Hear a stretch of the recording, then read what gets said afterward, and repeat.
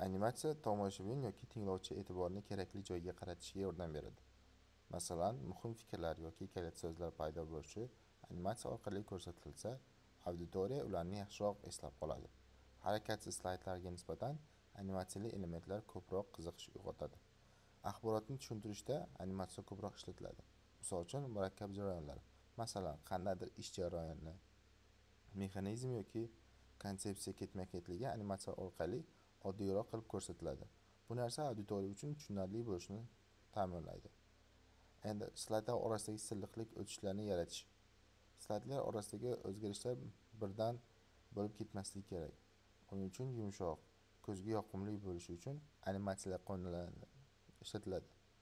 Bu taqdimotni professionalroq va chiroyliroq ko'rsatadi. Tartib va nazorat.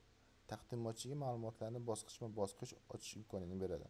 Misol uchun, barcha matnlar bir vaqtda chatdan chiqib kelmasligi uchun har bir bandni alohida animatsiya ko'rinishida chiqib boradi. Bu esa auditoriya fikrini birdaniga jalb qilish uchun kerak bo'ladi.